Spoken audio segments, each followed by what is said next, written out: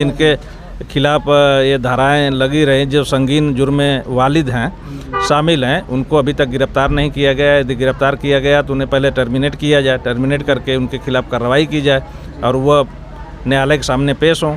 और दूसरी चीज़ कि अभी तक बॉडी की फॉरेंसिक जांच नहीं कराई गई है। कौन कौन सा दोषी है वो साबित हो जाता फॉरेंसिक जांच से। फॉरेंसिक जांच तो शासन का कोई डर नहीं है।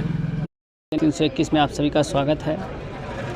आजमगढ़ की घटना शनि कुमार की जो तरवा थाने में हुई है और हम उनके घर पर आए हुए हैं और उनके मामा जी से हम बात करेंगे कुछ उस घटना के बारे में कि आखिर घटना अब तक मतलब घटना कैसे हुई, आइए हम कुछ बात करते हैं। सबसे पहले आप सभी का हमारे चैनल में स्वागत है।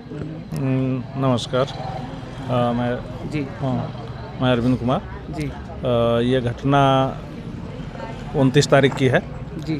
29 तारीख को पुलिस आती है जी, बच्चे को घर से उठा के ले जाती है जी और थाने में रखती है। तो उसे अगले दिन चालान कर देना चाहिए।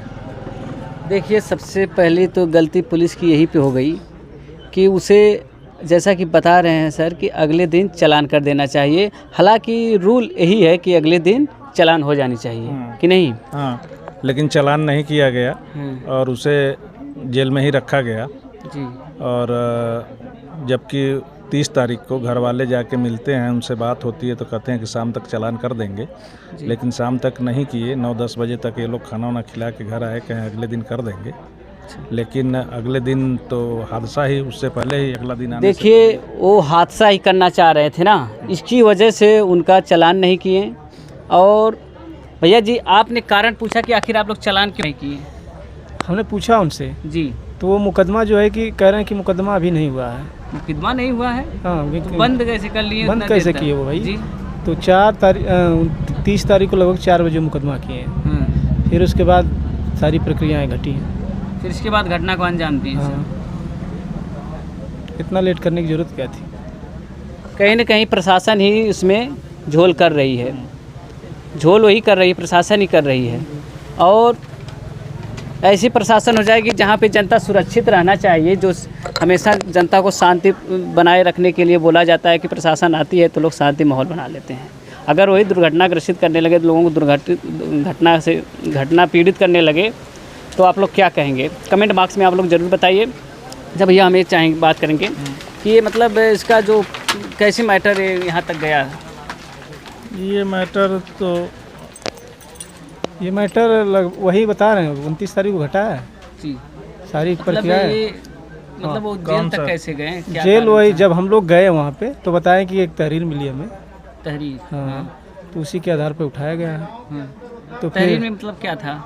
तहरीर में हमको कुछ बताते नहीं है। अच्छा। पहले दिन तो कुछ नहीं बताए कि तहरीर भी नहीं मिली है जी। दूसरे दिन 30 तारीख को बताते हैं कि तहरीर मिली है। वो भी कप्तान साहब के यहाँ से आई है और हम लोग इस पे कार्रवाई करने मुकदमा लिखे हैं। हाँ, मुकदमा मतलब आप लोग पता किए कप्तान के यहाँ वो गई, वो मतलब वहीं से तहरीर आई थी कि ये लोग इनको बनावटी कोई ये हमको अभी तक दिखाए नहीं है। अभी तक कोई कुछ नहीं दिखाया। FIR क्या हुआ है, कुछ नहीं दिखाया। हाँ, मांगे लेकिन वो कुछ दिखाए नहीं हमको। अभी दिखाए नहीं। अच्छा, हमें ये भी नहीं पता कि उस पर लगा क्या है, लेकिन न्यूज़ के माध्यम से ये पता चल रहा है कि छेड़खानी का मुकदमा लगा है। छेड़खानी का? हाँ, छेड़खानी का मुकदमा लगा है तो मुकदमा करते हैं, अपना केस हाँ, हम जमानत कराते हैं, हाई कोर्ट जहाँ से होता तहाँ से कराते हैं। या कोई पनिशमेंट देते हैं इस तरीके का जो उसको दंडित किया जाता तो वो भी चलता। अब किसी की हत्या कर दिया जाए, निर्मम हत्या, ये कहाँ किस कानून में लिखा हुआ है? ये सरासर अन्याय हुआ है जी। यदि देश के रक्षक की बच्चक बने तो आम जनता कहाँ जाएगी, किसके पास जाएगी जी। ये सरासर अन्याय है जी। और दोषियों के खिलाफ कार्रवाई, कड़ी से कड़ी कार्रवाई होनी चाहिए। उन्हें बर्खास्त करना चाहिए, जेल में डालना चाहिए, जबकि एक सब कोई कार्रवाई अभी तक नहीं हुई। अभी तक कोई कार्रवाई नहीं हो रही है। कहाँ योगी सरकार कहती है कि अगर एक चौराहे पर घटना कोई करता है तो अगली चौराहे पर उनकी पुलिस खड़ी रहती है। क्या यही पुलिस खड़ी उनकी रहती है? इस पर आप क्या कहेंगे?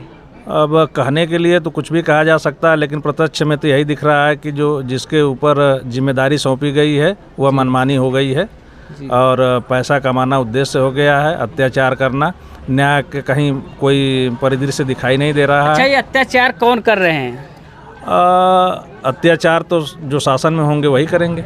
जो शासन में शासन में यदि शासन का मंशा यदि सही है जी तो सर्व समाज की बात होनी चाहिए, सबके हितों की रक्षा होनी चाहिए।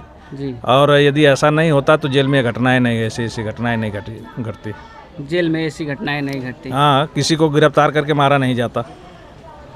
ये तो जेल में ऐसी घटनाएं नहीं घटनी चाहिए, आए दिन हर रोज़ देखने को मिलता है। और सरकार कहती है कि हमारे इस सरकार में इस समय में जो हैं चोर हैं और जो लोग मर्डरिस्ट हैं वो लोग छोड़कर भाग गए हैं नेपाल।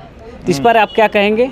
कहाँ से रोज़ रोज़ पैदा हो रहे हैं जो आए दिन समाज में इस तरीके का माहौल बना रहे हैं और एक दूसरे का मर्डर कर दे रहे हैं? अब नेपाल गए हैं, नेपाल तो यही नेपाल बन गया दिखाई दे रहा है। सब यहीं छिपे हैं कहने के लिए कि ये है वो है, सारी चीज़ दिखाया जा रहा है, लेकिन प्रत्यक्ष में कुछ बदला नहीं है।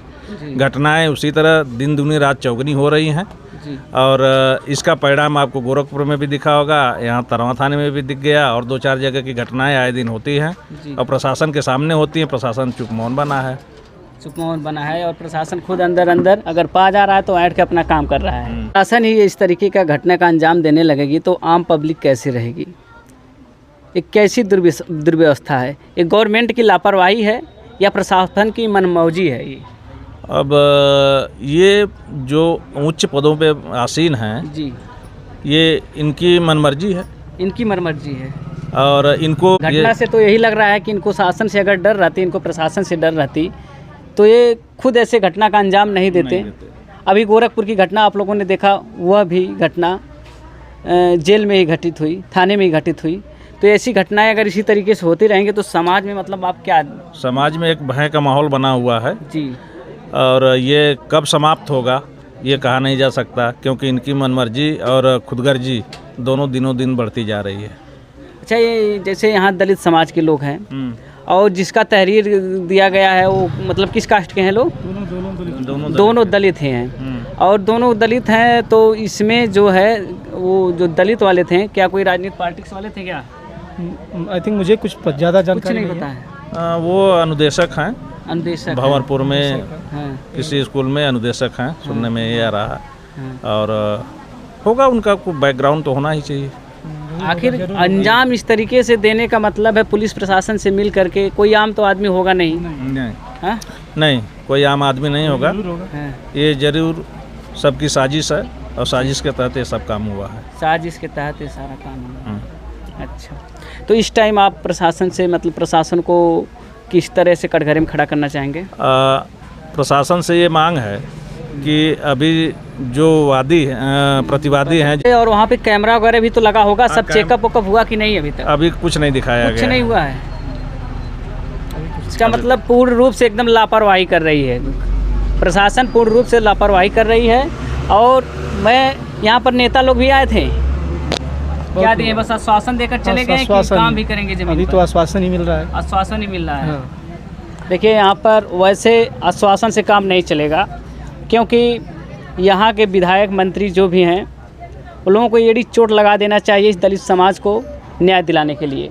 इस पर आप क्या कर रहे हैं कि जैसे हमारे यहाँ समाजवादी पार्टी के 10 विधायक हैं, 2 सांसद हैं, अगर वो चाहेंगे तो जरूर इनको न्याय दिला देंगे। और प्रशासन को देखिए, किसकी गलती है इस पर भी उनको समाजवादी पार्टी के लोग हैं, बसपा के लोग हैं, जो भी कार्यकर्ता हैं, जो भी हैं, और जो सर्व समाज में अपना विचारधारा रखते हैं, विश्वास रखते हैं, उन्हें आगे आना चाहिए। और ये समाज जनता में जो भी जो भी प्रतिनिधि चुने हैं उनको आगे आना चाहिए। और इस मुद्दे को जब तक न्याय न मिले ये लड़ाई लड़नी चाहिए। तो मेरे चैनल के द्वारा यही अपील है कि यहाँ के जो भी नेता प्रतिपक्ष लोग हैं वो लोग एड़ी से चोट लगा दीजिए। देखिए, हर बार इस समय ऐसा नहीं आता है, और इसमें प्रशासन की जो भी गलती है सीसीटीवी कैमरे के द्वारा आप लोग पता कर सकते हैं। आखिर फॉरेंसिक जांच करा सकते हैं। अगर आप इस तरीके से अगर गुनाह पाते हैं तो एड़ी से चोट लगा दीजिए इस प्रशासन को, और इनको